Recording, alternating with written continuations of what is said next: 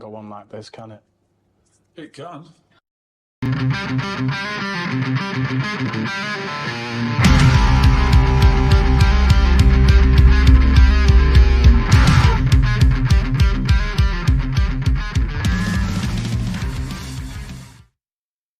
Hello and welcome to the latest episode of the British and Irish Eagles podcast, brought to you by Philly Sports International, Passaic Avenue, and Loch Lomond Whiskies, who I have spent an insane amount of time interacting with the past weekend, which I'll get onto shortly in a minute. But joining me today, just Tony for now. Liam may or may not be joining us. He's a little bit unwell, but we'll carry on without him nonetheless. Tony, I got the pleasure of enjoying your company, your family's company, Loch Lomond Whiskey, Ben Lomond Gin's company, and the wonderful British and Irish Eagles Scottish community in Glasgow at the same time. So I've had an insane amount of interaction with you. So you must be sick of seeing my face, but welcome to the pod. How the devil are you? I'm great, mate. I'm great. I have to say, and we'll get into it as the podcast goes on, what was a pretty bleak weekend from an Eagles football point of view was made endurable by your company and the company of another 25, 26 Eagles fans at the Arc in Glasgow on Friday night. It was wonderful to see Mick, our co-host, Mick McGivern. Lovely to see him, the man with apparently the softest beard in all of Scotland. But it was great to be joined by some familiar faces. Guys who you will recognise from their many posts on the WhatsApp group. So Ali was there, and Gary, and Andy, Jonathan, Reese, Josie. Just the list is endless. Just names that you see coming up on a week-to-week basis on the WhatsApp group. It was just fabulous to spend a bit of time with them, have a drink, have a few competitions, give away some whiskey and some champagne and some gin. So it was a great night, Phil. And you were right. It was a bit of a challenging setting. I think the fact that the game was on Amazon Prime didn't help anybody. And the Arc are incredibly keen to get us back for a repeat. Now, we don't want to repeat the score, but I think we should certainly repeat the venue. So thanks to everyone who came along on Friday night. Hope you enjoyed it, despite the result. We certainly did. And inevitably we will want to be doing one again in the very, very near future. As for you spending the weekend with me, Phil, it was an absolute pleasure. You have completely charmed the pants off my mother-in-law. She is now asking She is a lovely woman. Asking for you, the mentalist that is wee Nanny Plum. And my girls, Yvonne and Kayla, they were just thrilled to have you up for the weekend and to spend a bit of time with you, despite your sore throat and your self-blame on mood and stuff. I don't think you were that bad. I think you're being a bit harsh on yourself there, mate. Yeah, no, it was the theme of the weekend. I was swallowing razor blades all weekend. It felt like I couldn't even finish the big tasty that you bought me at 1 o'clock in the morning from the McDonald's 24 hours after the game to celebrate my birthday coming in on Saturday morning. I had to finish it off in the morning. But speaking of the whiskey that you gave away, it was a bit more than a few bottles. It was in a couple of crates, it seemed like, in the end. And I think when you brought it in and we were sort of waiting for the area to be ready for us, the security guard definitely did a few drive-bys. No one walked in, just clocked this big box of Loch Lomond on it. It was just like, obviously you could see his thought process was like, what's that for? And it's like he didn't say anything in the end, but you could tell he was like, oh, I need to keep an eye on this lot, whatever's going on here. It was an insane amount, but it was, like you said, event went really, really well, considering, in hindsight, a Friday night at 8 o'clock in a big bar in Glasgow probably isn't the usual dynamic we're used to on a Sunday night when most of the punters have gone home for their roast dinners and Sunday night football UK side. So we usually have a bit more say and a bit more clear, and the music isn't as loud. But despite all those obstacles and the fire stick being tethered off. I think it was in the end. We had a really good night. A couple of my work colleagues came up who'd never watched NFL before, had done a bit of revision the night before with YouTube, and came, and I think I coped with the poor gameplay by just boring them with NFL rules because it was the easiest thing to do to distract me from the game. Every time I looked up, Jake Elliott was missing a field goal, Hurts was overthrowing, underthrowing, or the defense was letting them run for another 20 to 30 yards per play. So we'll get into that in a minute. But yeah, Just thanks again to the Glasgow lot that came out. Just let me come in a second and a shout out to Jamie and Alice, Phil's colleagues, who I made a wrong assumption that they must have been local and were just coming in to see how it was, how it was all going to shake down in the night. But lo and behold, Jamie and Alice had driven all the way up from Shipley, which I believe is in York, Skipton, and that's in Yorkshire, isn't it? Yorkshire, yeah. Quite a considerable effort. Of course, they were going to do some Christmas shopping in Glasgow and stuff. But if Jamie and Alice are listening, really appreciate you guys and the effort that you made. And of course, it was all worth it. I think going away with a bottle or two and a hip flask and some spoils for all your efforts. But thanks for coming up and making the effort to see us, and of course again to everybody else who came along in the night. Right, that's all the pleasantries out of the way, and let's move on to the game, and we'll start as we always do with a little bit of a brief. Yeah, unfortunately, you know how we always feel. By the end of this, we'll both feel a little bit better and looking forward to thinking that they're going to win on Monday night against the Chargers. So, now overall thoughts on the game, Tony. I mean, you were there amongst everybody, listening to everyone else's thoughts. But cool to get your own. It felt like we were poor on every side of the ball. To me, it never felt like we were winning, even though we were only 7 points down for a large portion of the game. So it's sort of one of those things where I felt like if we get out of this with a win, it's not going to feel very good. So you kind of just didn't really get much hope in you. You're just like, see how this goes, but it feels like it's going one way. We'll get on to Jalen. I suppose we can save that for a bit in a minute because it's a good topic of discussion. But overall thoughts on the game, and same questions as last week. How worried are you, and where do you place most of the blame? Goodness, no silver bullets to that one, mate. I think the most concerning thing that came out of Friday night was just how badly manhandled we were, how out-coached we were. You can point fingers all over the place. The defense were shocking, completely outcoached by Ben Johnson and his team. You can point at Kevin Patullo, you can point at Jalen Hurts, and we will do as the pod goes on, because there's a litany of things that we can throw at these guys. But I think the biggest concern, and I've rewatched the game, Phil. I subjected myself to that torture yesterday evening. We were so badly manhandled.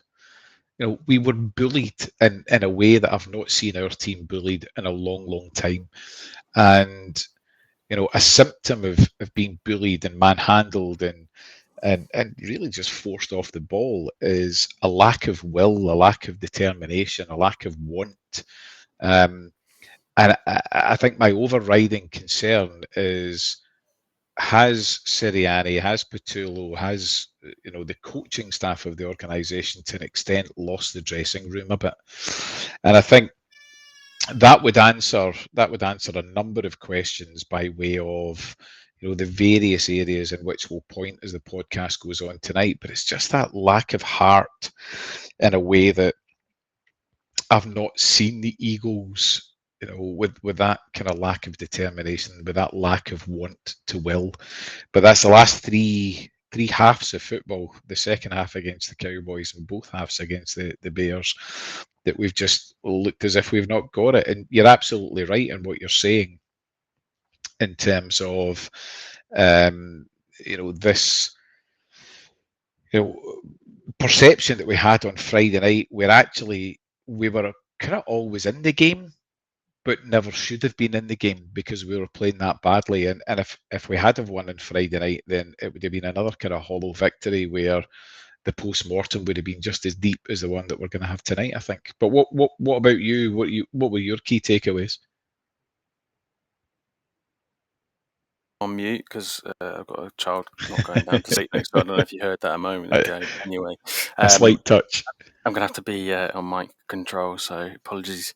I kind of alluded to it when I was leading you into the question, was that, those are my thoughts, pouring every side of the ball. Never really felt like we were winning despite being in it the whole way through. So kind of echoing what you've just said, where do we place most of the blame? It's the same people, but I've had a few more theories over the weekend. Some I might share on this pod, some I shared privately with Tony, just airing out your thoughts, your deep dark thoughts about where this could be.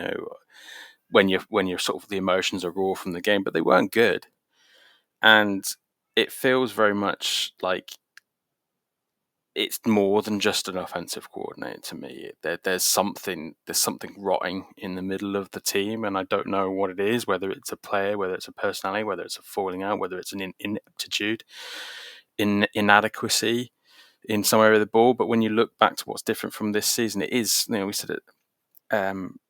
We said it last pod, which was the difference is Patullo. But I don't believe it falls 100% on his door. I'm shifting away from him being the main reason and him just being more the straw man, the guy, or the lightning rod, because he's the obvious one. It's the play calling. But I don't feel like it's just the play calling. I feel like there's a lot more. It's all the bits that go into that are limiting, and it's like it's his fault, but it's been made all the worse by AJ Brown being a bit of a diva, Hurts being off his game for whatever reason, and the defense is sort of starting to struggle because they're breaking because they're just being relied on so much. They're getting overused, and the expectation is that they've bailed the offense out, and the offense is, after 13 games, has not been able to sort their shit out, and it's worrying. I'm not going to lie. Takes on quickly to the other parish notices before we get into the very little good and the bad. Is that Patullo's obviously had his house vandalised, and I know people have varying different opinions on that, but it's that people that can't control their emotions, and I get it, we're all angry, but it's the people that go out there and think it's a good idea. It's you throwing eggs or whatever. But it's like, whether the guy is directly and solely to fault, it's like it's not a good look. But that's that's what Philly fans tend to get up to, is that they'll do stuff which most other fan bases might second guess, because the emotions live on the surface with our fan base. But it's not going to help, like scaring a guy and his family potentially, whether that happened or not. It's like, you're not going to improve things. Let things take their course. Whether Sirianni is too pig-headed to make a change, whether he knows more, like I said, like he's going, I'm not going to fire a guy because I know what it's really all about. I just can't say. Who knows? But it's not looking good. I think we need to take a quick break, though, Tony, before we get into the bad, some of the good. So what we'll do is we'll take a quick Loch Lomond ad break, and then we'll get into the rest of it, Tony. So give you a minute just to gather yourself and compose and be ready for what we're about to get into. See you in a minute. Celebrate victories, rally through challenges, and bond with fellow fans as you toast with a dram of Loch Lomond single malt whisky. From tailgating gatherings to watch parties at home, Loch Lomond whisky becomes an essential companion, enhancing the moments that make football so extraordinary. It's the perfect accompaniment, from the joy of victory to the bittersweet moments of defeat. Loch Lomond offer a wide range of malts, with their flagship perfectly balanced, and signature expressions Inchmoan and Inchmuirn to suit any taste palette. Celebrate greatness on and off the field this season with a perfect balance of Loch Lomond whisky and Eagles football. From the first pour to the crowd roar, fly Eagles fly.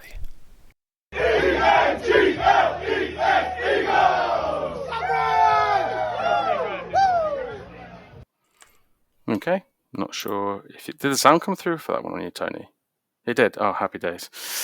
Nothing came through for me, so I was a bit worried there that the ad read was just silence for a minute there, but that's good to know. Right, okay, let's get into it then. The segment is the good, the bad, and downright sexy. I think we'll refrain from being literal with those statements, but we'll cover the good because we're kind of there's not much of it, like I said, and I feel like it's a bit hollow. We're going through it just to sort of not all be negative, but we'll get into it now. So AJ Brown, it feels weird to put him in the good column, Tony, mainly because he has been a big problem for this season, and I guess he's in the good column mainly just for the stats that he's producing. The fact that he had over 100 yards of 10 receptions and 2 touchdowns in this game, I was just like, oh, my fantasy teams are dead because I've got Devontae Smith, AJ Brown, and Dallas Goedert. But then when I look back, I've actually been survived in a few because AJ Brown had such a good game. So it's a bit weird. It's a bit juxtaposition in terms of the guy is a problem, but he had a really good game for 2 games in a row. Apparently, he's still been coming out going, the reason we lost is we didn't get in the ball enough. Despite 10 receptions, 132 yards, it's like, oh man, read the. And the first touchdown was an incredible grab in quite decent coverage and then a run into the end zone, which is what you're paying him for, which is what you need him to do. It just didn't happen enough, Tony. So whether that's AJ Brown's fault, or Jalen Hurts, we don't need to spend too much time. But it's been a big problem all season, that link up. But it seems to have sort of been yielding product in the last couple of games. What's your thoughts on the AJ Brown being in the good column this week? Well, is he coming out and moaning the way that he has been? I guess that's conjecture. I've not seen anything, but to be honest, I've not been looking either. He's in the good column this week, Phil, because he's done his job. He did his job last week as well. He's put us some decent stats. He, put us in a position where we could have won the game on Friday night. It would have been undeserved if we did.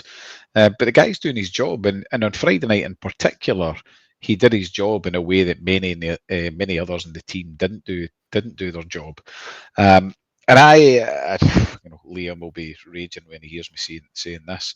I'm not sure how much of the problem is AJ Brown, and what you alluded to in your narrative 5 minutes ago, which is, what is wrong with this team?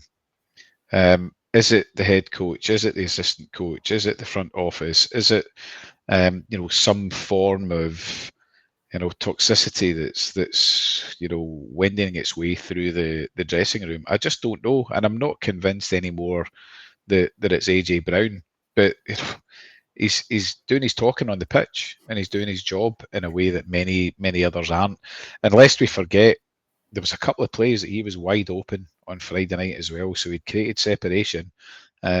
He just wasn't passed the ball to. And if I was him, I'd be pretty pissed off as well. So flowers to AJ Brown for his performance on Friday night. Yeah, it's like you've covered that pretty well. I think it's kind of made me sit and do the what ifs. It's what I always do. Like, and that's why I'm always I come across as being on the fences, because I always try to go, all right, what if I thought the other way? How would I feel? What if it's not AJ Brown? What if it's all Jalen Hurts? Like, how is that a realistic hypothetical? Because you soon discover how ridiculous something sounds, that it can't possibly be the case. But the more I think about it, take the diva aspect out of it, the guy cannot affect how much he is in the game. The guy cannot affect whether he has MVP stats or not.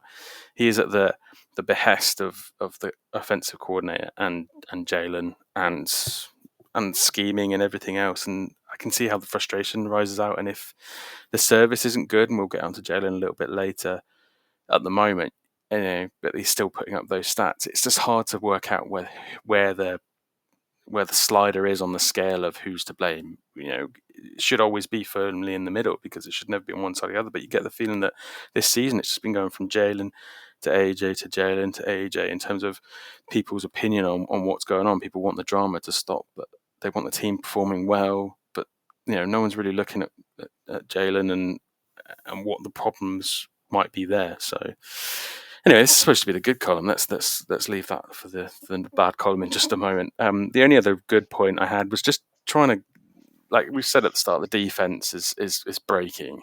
So it kind of feels like they had less of a good game. You know, the Bears ran for nearly 300 yards on us. So you can't sit here and say the defense was good.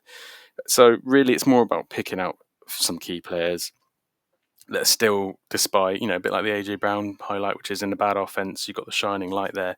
In the defense, you've still got Quinion locking up the passing game, only having 6 targets his way, 2 receptions allowed for 8 yards, and a 42.4 passer rating allowed against him. So he's been consistent this season, at reliable.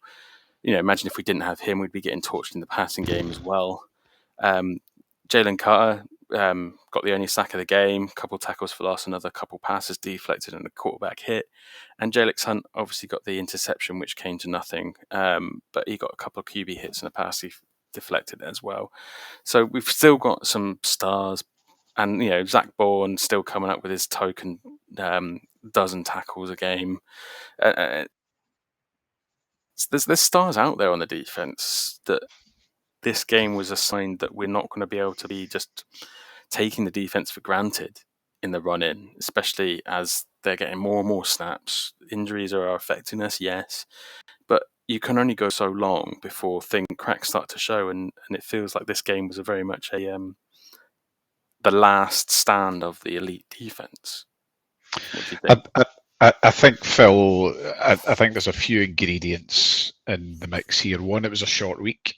They'd had a really tough second half and have been schooled a bit against the Cowboys. So I think the weight and the burden of responsibility that's been on these guys' shoulders on the defensive side of the ball has been quite considerable. I completely agree with you. Quinion Mitchell had a good game. Then his stats show it. Jalen Carter, despite the the stats that you read out there, he was one of those that was noticeably taken out the game. The Cowboys' offensive line had an outstanding night, and there was more grit, there was more determination. There was a fire in that in the bellies of those offensive linemen that really, schooled Jalen Carter, Jordan Davies, and unfortunately, I think the biggest concern for me coming out of the game was the way that Ben Johnson showed motion, got the information that he needed. On more than one occasion, gave the same look to the defense, but did a completely different play, but got the same result. It was a coaching masterclass by Ben Johnson, one that I don't think many head coaches, offensive coordinators are going to put on us. And I'm pretty relieved that we've got a bit of time between Friday night and this coming Monday night, just to rest, to recover, to have a look at some of the tape, and kind of regroup as a defensive unit. Our defense has been outstanding this season, Phil, and for the sake of one game, I'm not going to get down on them. They have got enough money in the bank for us to give them a pass on having one game. The offense, on the other hand, which we'll come on to, maybe not so much. So I think in terms of the good, it's right that Quinion's in there. And in general, our defense has been good. It's not a side of the ball that I'm necessarily worried about. I think Fangio could have probably done something a bit differently. When you look back at the tape, there was less than 100 yards in the air. It was all on the ground, and yet we didn't stack the box at all. When we started to do that towards the end of the game, we began to get a better result and kind of forced Williams to be throwing it a bit more. But any time they took to the ground, we were just screwed. Anyway, that was meant to be the positive. Let's go on to the negative. Sorry, listeners, we are trying. maybe the bad bit will be the good bit by being way of cathartic and making us all feel That's what I'm hoping for, mate. Well, let's go. Let's see what happens. The offense, Tony. The offense. Back still at the top of the bad list. So is Fire Patullo. I left that in there, tongue in cheek. I know what I said at the start. Nick Sirianni is refusing to make a change at play caller, and this is what you get. Since the bye week, they've now scored 10, 16, 21, and 15 points. And since week 5, the offense has surpassed 21 points only against the Giants 2 weeks before they fired their head coach and a month before they fired their defensive coordinator. That kind of speaks volumes. I think we all know that's the case, but when you spell it out like that, Tony, it's damning. It kind of, you think, oh, at least we had that one game. No, it was the Giants when they were about to fire their head coach and were all over the place, and we were also trying to make a statement, and we fortunately did for at least one game. The passing games looks like these guys have never practiced together in their lives. The offensive line is just a shadow of its. It looks like Kevin Patullo is just playing, selecting random plays to bring onto the field. There doesn't seem to be any coordination, any sort of stacking plays to sort of to get through. It's almost like sometimes they'll try it this way, sometimes they'll try that. It strikes of a bit of desperation. Like when things aren't working, you just plug in any jack into any switch, hoping that the lights will come on and things will start working again, and then you just go with whatever's working. And that's not a way to run an offense. That's not a way to coordinate an offense. So that is the bit about Kevin Patullo, which I am definitely going to lay at his door. How much blame does Sirianni get in all this? I know Liam would love to be here to have this debate with you. So I know you've got a little bit of a off the leash opportunity, but Patullo, Sirianni, is it one beast that you're angry at? Is it one or the other? For me, it's like I've mentioned before. There's more than just Patullo. I believe everyone's got some blame. That it's just the whole thing is broken. But what do you think? So let's just touch on Patullo, right? Everyone's down on him. Everyone has, got an axe to grind. I went back in a bit of history, Phil, and just humour me for a second, because I'm going to go back 5 offensive coordinators ago to a guy called Frank Reich. And what I wanted to do in doing this, Phil, was to begin to analyse, and I think it's my own inquisitiveness as to, what's going wrong. Let's go and pick through the debris and the bones of another defeat and understand why the offense just isn't clicking. And incidentally, you spoke about the last 4 games there. Only the Jets, the Browns, the Saints, the Raiders, the Titans, and the Vikings are worse than us in offense, which is just a shocking state of affairs.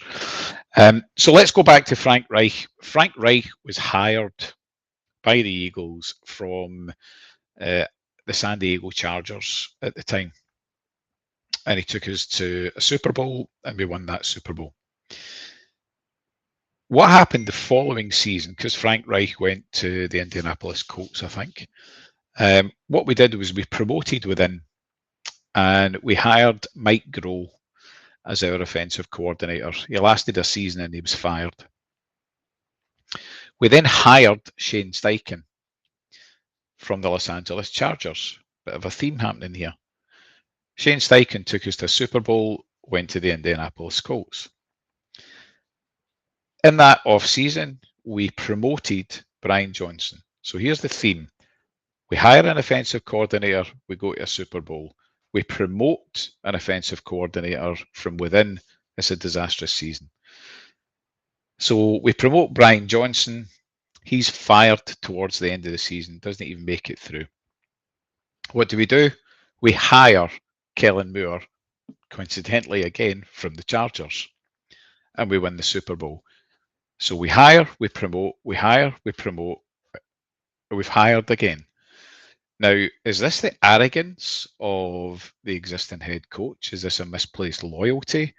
of a head coach. And when I say arrogance because when you look back at Sirianni's history, and you compare and contrast him to some of his peer group, other head coaches across the league, what you see is quite an impressive CV in guys like Ben Johnson, Shane Steichen, Brian Schottenheimer, Sean McVay, guys who have cut their teeth for years and years and years as either offensive coordinators in the instance of the four guys that I've just named, or you begin to look at the other side of the ball, guys like Bill Belichick. I know he's not in the league now. Sean McDermott at the Bills, guys who have served their time as offensive or defensive coordinators. And then you look at Sirianni. Sirianni was 8 years as an assistant coach and then a couple of years as an offensive coach with the Indianapolis Colts. So what you have in place is a head coach who actually isn't a particularly accomplished play caller on either side of the ball, hasn't necessarily cut his teeth. And I think what you've got there, take Mike Groh out of it, but Brian Johnson was Sirianni's promotion. Kevin Patullo is Sirianni's promotion at the offensive coordinator position from within. Are we truly creating the conditions for an offensive coordinator to succeed in a role, regardless of, they know the culture, they know the head coach, when the head coach himself isn't an accomplished play caller? So, do you know what? I'm going to cut Kevin Patullo a bit of slack because I don't think he's been set up to succeed. Yes, he's had failings. AJ Brown saying that he's all right doesn't really hold any sway. No one else is really speaking out from within about Kevin Patullo. You've got Lane Johnson saying that it was a bit of a vanilla offense, and you've got some of the talking heads in the NFL and in the media who are saying, it's a pretty predictable offense. But has he really been created, or has he really been set up for success as an offensive coordinator when his own boss is not an accomplished offensive coordinator? So I'm not putting the blame at Kevin Patullo. I'm putting the blame at Sirianni. And, when your play caller doesn't know what he's doing and your head coach doesn't know what he's doing, do you know what? As the leader, as the big leader of the organization, you're meant to have the wherewithal to be able to step down, support, coach, direct, help them out. He's not doing that. He's a cheerleader, Phil. He's a chief executive, head coach, and a cheerleader, and that's all he's doing just now.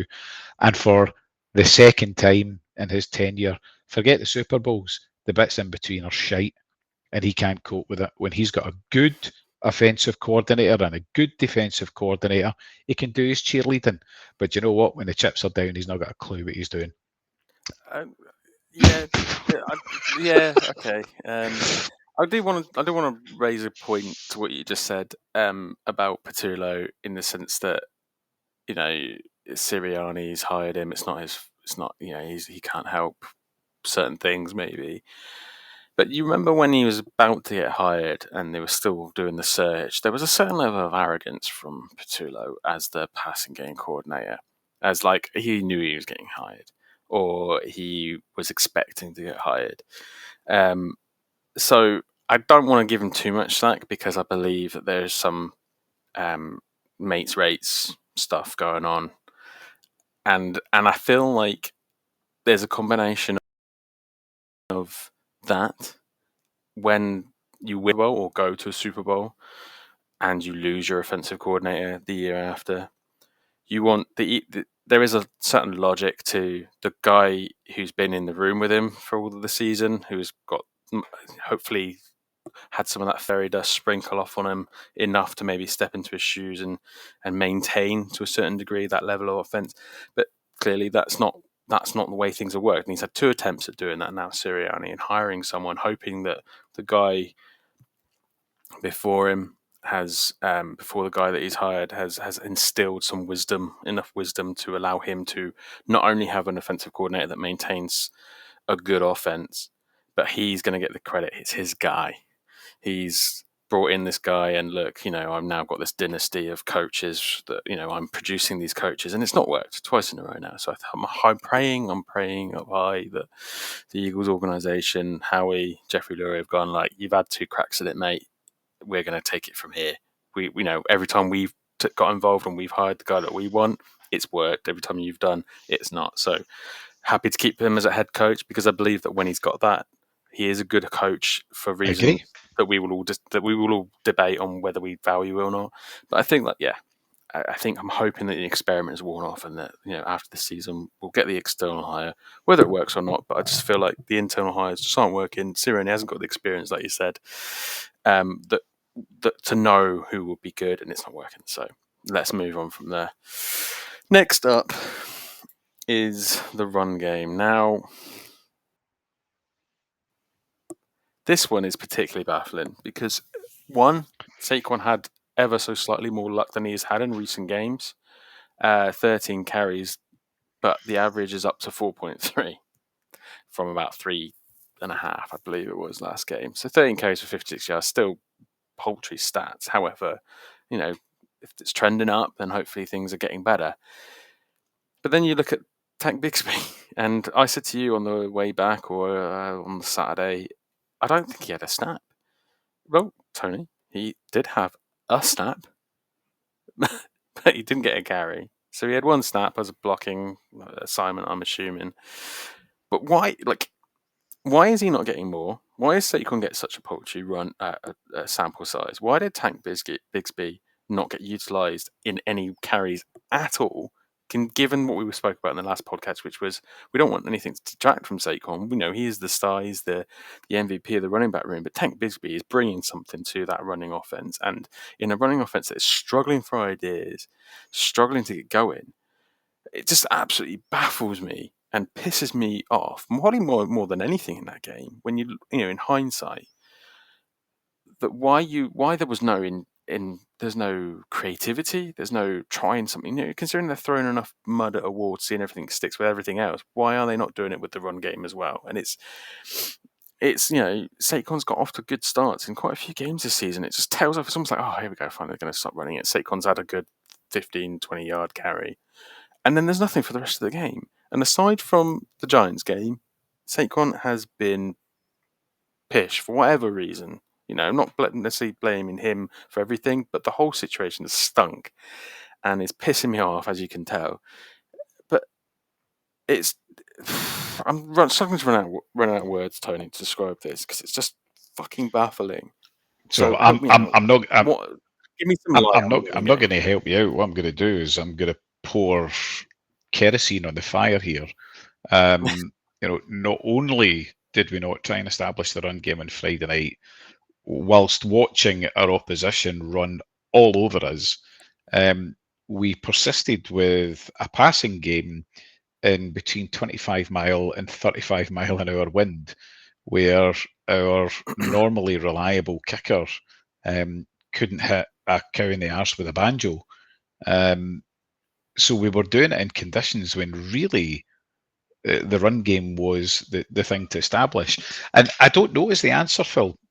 You and I did a bit of kind of post-game dissecting on the way home and again on Saturday, and really we didn't kind of find any conclusion. But you kind of go back to a couple of things. One is when we are lining up as an offense, is there a tell that Saquon has or that our offensive line has that just makes it very obvious to read that it's going to be that it's going to be a running play? We have no pre-snap motion or very little pre-snap motion. So in terms of gleaning information from the defense as to how they're going to set up, how they're going to adjust depending on what we're going to do, and you kind of have that on Patullo, you have that on to an extent Stout. But the other piece, Phil, and again conjecture, but how badly banged up is this offensive line? And has that got something to do with it? Are we just not wanting to take the risk and put these guys in severe harm's way in terms of opening up lanes? Is it that Cam Jurgens just isn't right? Is it the fact that we're missing Lane? Is it? I mean, even when Lane was there, the running game wasn't good. So is it something to do with a particularly banged up offensive line that understandably no one in the Eagles is really talking about, and that's preventing us running the ball more? But like you say, I think our average run play was at 4.6, 4.7, 4.8 yards or something on Friday night. Yeah. Yet we didn't persist. So either Agree. defenses are adjusting, and we're not able to readjust. The offensive line is just incredibly banged up, or there is a tell that defenses can very quickly adjust and know what we're going to do, and therefore either quickly stack the box, not drop the linebackers. The other thing, Phil, was the Chiefs' linebacker room is knackered just now. They had 3 backup linebackers in place on Friday night. So if ever you're going to try and establish the run and get some chunk plays, you're trying to find a gap in that defensive line of the Bears so you can break through at the second level. We just couldn't do it. Yeah. If someone told you that one team had several linebackers out, you would definitely have said that must have been the Eagles. But quick shout out to Johnny Page, who does fantastic breakdowns every week. And at the moment, it must be more painful than ever. But he put something out which I remember, and I've just brought it up. So Barkley had 13 carries, right? I'm just going to list them quickly for you. Outside zone, 5 yards. Outside zone, 5 yards. Gun inside zone, 9 yards. Pistol inside zone, 5 yards. Under center outside zone, -3 yards. Gun pin pull, 2 yards. Gun outside zone, 1 yard. Pistol outside zone, 0 yards. Gun outside zone, 4 yards. Gun inside zone, 15 yards. Woo! Gun inside zone, 4 yards. Gun inside zone, 5 yards. And gun split zone, 4 yards. Now, the creativity and the mixing it up there is astounding. But on top of that, I fail to see how much an injury or disrupted offensive line can turn a 2,000-yard running back into a averaging whatever he was, 9.5 yards a carry, 10 yards a carry. He's under 800 yards, 12 games into the season, and he's not going to get anywhere near that. And it's I feel like part of that is going to be on. We have to say that Saquon is not doing what he did last season. Whether that's can't all be down to the offensive line. You would expect a player of Saquon Barkley's caliber at the Giants. I think he was achieving more. So there's a certain degree that talent only gets you so far, but it should be getting us further than what we're getting at the moment. And that's also has to be noted. But you know, they're all valid points, and this is where it's hard to place the blame in one particular direction. But when you're looking at a star running back and a half decent offensive line, they're not terrible. They're still 50% of it there, whether there's injuries and people aren't. They should be doing more, as Phil, fit is or what you're as saying. healthy. They should be They doing should more. Yeah, they should be doing more. And it needs to go. Like, it may be one game before the end of the season. We'll just have that breakup running game. Something will click, and then we'll get through to the end of the season, and we'll actually give the passing game a bit of a break, the defense a bit of a break, and things will work out. But it's hard to see that at the moment. 2 more things to get on with the bad before we cover the play of the week, which we've got a couple. Let's be honest, I've scraped around for a couple, and we've got some in there. But so the turnover situation, Tony. My biggest gripe with the turnover situation is that was the whole damn reason why we've put up with this paltry offense this season and last season, and the safe play, like let Jalen loose, let him go a bit crazy, let him do this. Okay, yeah, we're not getting any interceptions, we're not getting any turnovers. So we kind of go, okay, we'll bite our tongue for now. We'll accept this way of doing it as long as it keeps working. Now it's not working, and Jalen has thrown a couple of interceptions this season. It's still good. I'm trying not to sound like I'm just coming in on him after one particularly poor game, but it's hard to not look at that game and go, his throwing's off. Last couple of games, it's just you're looking at the catches and Devontae Smith last, against the Cowboys and AJ Brown. Yes, he sometimes looks like he's not interested in that, but even some of the throws, you're like, AJ's going to be pissed off with that because that wasn't a good throw. It's like it's all good and well getting on AJ's back and saying you're not putting the effort, but you have to also acknowledge that Jalen's throws have been off, and I don't know why that is. Is that because he's trying to play it too safe and he just doesn't want to throw it into tight corners? And when he does, he's just not got the rhythm. He's been holding himself out long. It's just not the same. Is he injured? You never know these things. You just assume he's not because he's not on the injury report. But if something that's just niggling him, limiting him some capacity mentally, it could be something that he's just not able to sort of turn it on like he was that season. I don't know what it is, but the turnover side of the things is frustrating to see it, say the least. And like I said, it's what we've put up with for now until they've started losing. The interception itself, scrambled, the blocking again. We can then indicate that it's the offensive line, but a missed assignment or a failed assignment on the offensive line forces Jalen to scramble. But he wasn't under like huge pressure. He was being forced out and he was scrambling to the side as he does multiple times a game. But when he threw it, like I watched the 22 footage and the TV footage, and it's neither a good situation, obviously, but it's not like an obviously bad throwing situation. It's just I just couldn't see, and I'm not a quarterback, obviously. But you look at these stories and go, what was he intended to do? What was going on in his brain? Okay, I'm going to throw it here because I think this is going to happen. And I just couldn't really see it. So normally that feels like it would have just been a throwaway situation. It was only 2nd and 10. Second and 10. I think that's the key thing, Phil. It was 2nd and 10. He could have just got rid of the ball, and he didn't. This might come as a surprise to you, but I'm not really down on Jalen for that interception. He tried to make something happen, and it's what we've been asking him to do. And we were probably at a stage in the game by that time that the writing was beginning to come on the wall that he was going to have to start trying to put the team in his back. He has been conservative. And possibly the situation with AJ, the situation with Kevin Patullo, has just kind of dented confidence among some of the playmakers in the team, and they're just so reticent to make a mistake that they're not taking chances. I mean, some of Jalen's second and third reads on Friday night were deplorable. That he missed some really big plays, and I'm not talking about a poor throw to the intended receiver, which he had a good few of those, thrown behind AJ, thrown behind Devonta Smith, and a couple of drop passes as well in there, you would have to say.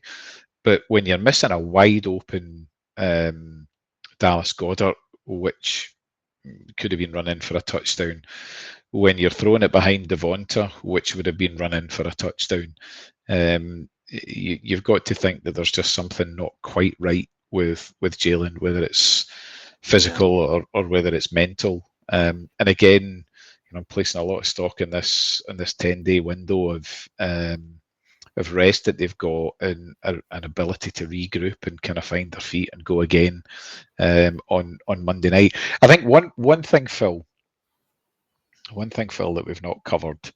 We're not sitting here as Giants fans at 2-10, or Panthers fans or Arizona Cardinals fans. We're sitting here as Philadelphia Eagles fans, and we're 8-4, and we've got every opportunity to win the division. We've got every opportunity to get a home game in the wild card. And do you know what? Actually, there's a possibility here we could still end up the number 1 seed. The Panthers I've just mentioned, there is a favour. Seattle are still obviously cooking, and San Fran seem to be all right, and of course the Bears are adversaries, but they've all got to play one another. They've got some tough games ahead. This is a wide open NFC, and you've got to hope that with some adjustment, this talented group of players that we've got can turn it around. I just think there's so many things just now that are just casting that seed of doubt, and that's 2 or 3 games in a row now where it's not felt good. I do really appreciate you trying to put this positive spin on. I really do. I know you're trying just really hard, and I will. Is that it does always come back to that. It's pretty much the positive person's spin at the moment is just to fall back on the record. Yes. But, we all remember, I think, it's still fresh in the memories being 10-1 and then barely scraping into the playoffs and then going out with a whimper. And it's hard not to draw comparisons because there are a few similarities in those two seasons. I'm not going to go into that now, but reading back through a few people's reports, like they're making that conclusion, and it's depressing reading. And this isn't, it's like I said, this isn't a shitting on Jalen segment, but clearly the last 4 games have been a significant drop in performance. There's something not right, whether it's just the last 4 games or it's just more on show. The last 4 games, I don't know. The drop has to be addressed, and can it just be solved with play calling, or is it a deeper issue with Jalen? Because I like to think that Sirianni and the whole team are also to blame in this, as we've touched on. But the last 4 games, like Hurts' completion percentage has dropped. His quarterback rating have dropped. So the last badly. Yeah, so the first 4 games of the season, his quarterback rating was 89.9, 66, 67, 55, 57, 94, 63. There's a couple of anomalies in there. But the last 4 games have been 38, 26, and the quarterback rating was 19.3. Now, completion percentages reflected that as well. He's dropping below 60% in the last 4 games. Aside from the Dallas game, but when you really look at the Dallas game, that was probably all in the first quarter. He goes the rest of the game barely completing any passes, and it's sort of it's how those stats are delivered as well in that game. 69% completion rating, but how many passes did he complete in the final 3 quarters? There's just something not right, and I'm trying to be balanced because I don't want Liam to be like, I wasn't there to defend my hero. And you guys are forgetting all these aspects, and there's definitely going to be ways to spin this that aren't as bleak. But I'm just looking at it from the perspective of something isn't right. I don't know what it is, but you can't tell me that Jalen isn't affected by something. Whether that's everything else is affecting him, or there's something that's going on. He's not fit mentally. Something's just not right, and he's just not performing at the level this season. So it's disappointing. I'm just disappointed. Like the dad thing, I just want you to be better because I know you can be. I'm not doing it because I don't want him to be the quarterback of the team, or I think that his days are numbered. Although I will admit on this pod, I feel like it is the beginning of the end of the Jalen Hurts era. I'm not, I'm going to get myself out of that one by saying that could take a while. But I just feel like the pinnacle was the Super Bowl, and I feel like there's just problems and weird stuff going on that it feels like it could be the beginning of the end of that era, like where you want to say that leads us. But that's how I felt after Sunday. I might soften on that, and yes, I know I'd get really affected by games when we have such horrible defeats. But just reading between the lines, it just feels like there's something not right, and at some point, either the coaches have got to go or Jalen's of Hurts because they think they can do it. I wonder, Phil. There was a point in the game on Friday night where Jalen Hurts sat on an exercise bike on his own, staring into space, and that is, if you're drawing comparisons, that's like AJ Brown sitting on the bench reading his book. He looked completely disengaged. He looked lonely. And I wonder if either one, it's a symptom of there is an issue in the offensive side of the ball in terms of relationships, or whether whatever the broader issue is, this is Jalen trying to disassociate himself from it. And I'm not advocating that after every drive a quarterback should be sitting on a Microsoft Surface Pro, analysing and but they should be. It's even if it's a gesture, you know what I mean? Like if you see them looking at a surface in the back of your mind subconsciously, that's what they're trying to do something about it. Exactly. But there was absolutely none of that on the sideline on Friday night. There was no diagnosis. There was no, how the hell are they getting the read on every single one of our offensive plays? How did they know when to stack the box? How did they know when to drop the linebackers? How did they know? There's no analysis. There's no diagnosis of what's actually going on. And someone who's a leader on that side of the ball, I would have thought would have been right in the heart of gather round, what's going on here. But he chose to go and sit on an exercise bike. And I'm not saying that that's because of Jalen. I'm saying it's just a symptom of something that's going on in that offense. Yeah. Spent enough time in it, Phil. Let's move. Well, the only thing we have left to talk about really is the run defense. I think we don't really need to go into too much detail. Everyone knows that's what happened. 281 yards. It's the 8th most ever against the Eagles and the most in 52 years. Happy days. Another good stat. The open field tackling felt Gannon-esque to me. It felt like the 2 years ago, 3 years ago, where they were just limp wristing the tackling, like they were just getting through like a knife through butter, and it was frustrating as hell. And it brought me back to that moment where it was just like, God, if we could just stop them before they hit the first down line once this game, after letting them go through so much. But, it was cold, it's windy, I'm not going to buy that. But, okay, maybe the conditions were an impact. Same for the Bears, though. So Yeah. just saying. Are the defense just fed up of Bailey? I'm not. No, okay, now I'm going to rephrase this because it sounds like obviously I'm going, they're doing it deliberately. I don't think they're doing it deliberately. But I feel like, is it a symptom of bailing out the offense week in, week out? And they've been doing it so often that after a while, they're just going to get tired, worn down, out. And the scheme itself can't be any more creative because Fangio's having to use up his entire playbook because he's on the field for 70% of the team snaps on the day. Yeah, I don't think that's a group of consummate professionals in that defense. So I don't think that it's that they're pissed off, or I would say to a man, each one of them will go out every single down and do their very best, regardless of how good, bad, or indifferent the other side of the ball is playing. I just think they're gassed, Phil.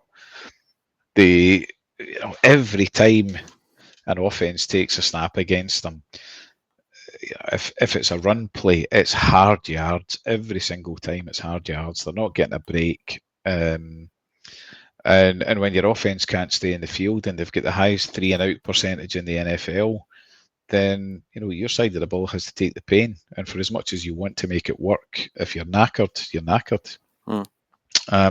One thing to touch on before we move on from the bad, Phil, and I think this is one that Sirianni himself has to resolve, is just our general discipline. Just a couple of interesting stats, and even more interesting that you focused on the last 4 games. In the last 3-4 games, we have the 4th worst record in terms of yards lost to penalties. So that's 64 yards per game, which is 20 yards more per game than we were averaging in the Super Bowl season last year. In terms of the number of penalties, so penalties that are giving a first down or giving yards towards a first down, in the last 3 games, we are the worst in the league. So we have 10 per game, 10 penalties per game in the last 3 games.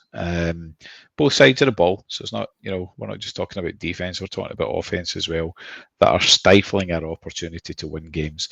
The worst discipline in the league over the course of the last 3 games. That's something that can and should be fixed. And what a way to end going through all the good and the bad points, is to get angry at some officials as well. But yeah, you're right. Discipline is a factor. The officials also are a factor in that. And it does feel like we've been getting the raw end of the deal in terms of a lot of decisions. There's, you could go back to the offside from the Dallas Cowboys game, where it was clearly the defensive lineman was offside, and by tapping on the helmet got a penalty. It's like, what the hell is that? So I'm not going to, it's discipline, but it is also, for some reason, the officiating has been particularly poor this season, particularly in games against us. So, but yeah, that's another good point. penalties are the other factor that is causing us another amount of gripe, and we can only solve that by just trying to be as disciplined as possible, but that will only take us so far.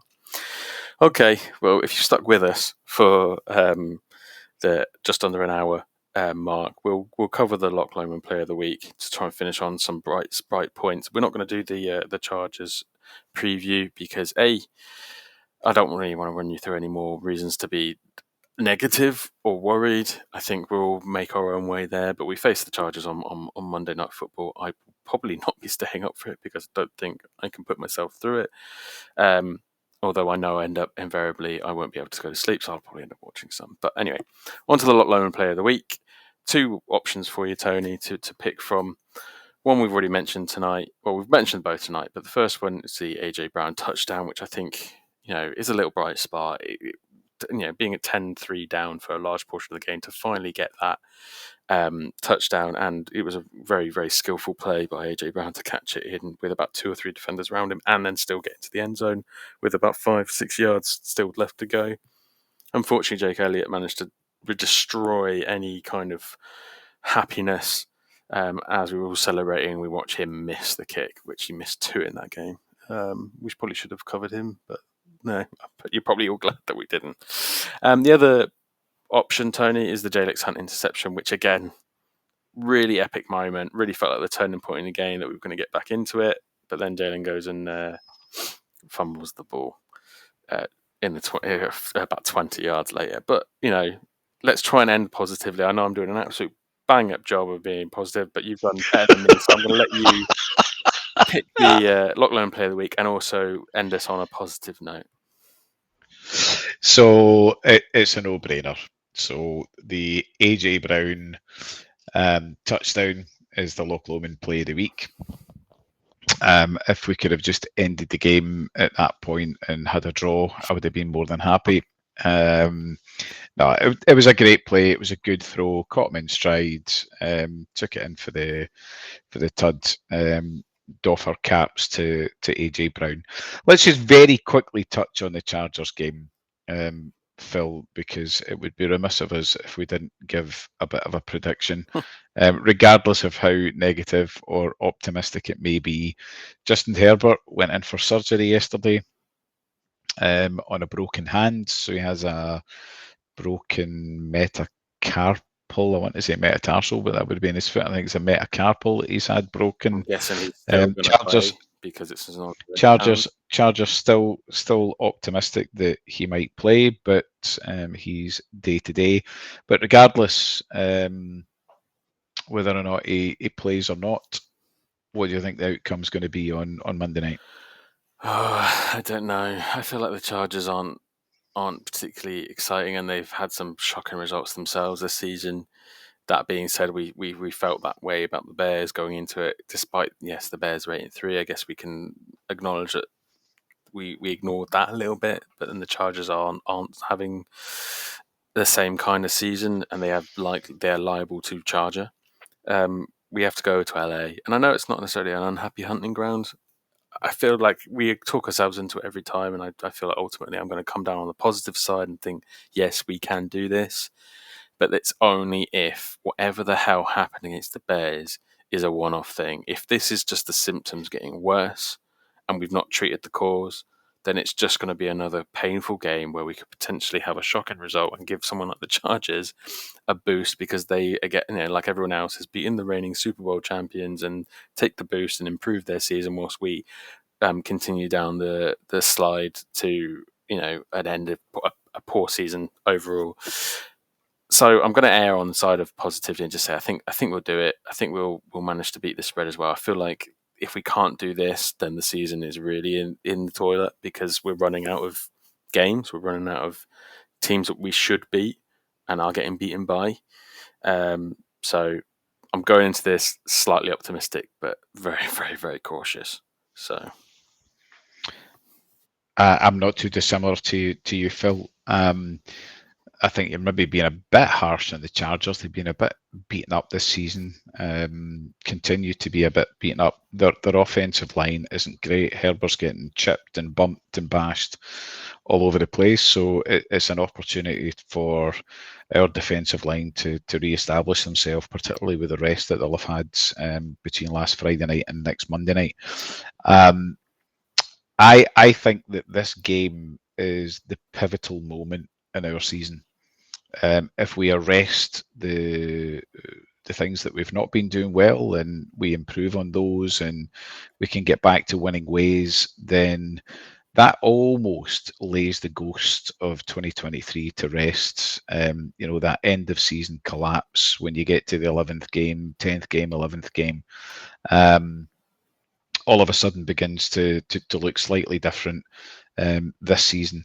If you lose the game and you're sliding to 8-5, particularly if Dallas can get a win this weekend, then the pressure on that coaching staff and that team, from the press, from the fans, from the general NFL media, just begins to reach fever pitch. So I think it's a critical game for us this weekend. You take the win this week, and you march into Lincoln Financial against the Raiders the following week, and you can almost see a route where at 10-4 you're guaranteed the playoffs. So you win the next two, I think you're pretty much guaranteed the playoffs, the way that the NFC is going and the way that the schedule works. So I, like you, with a bit of trepidation, I am going to give our team and our coaches the benefit of the doubt and say that we go into SoFi on Monday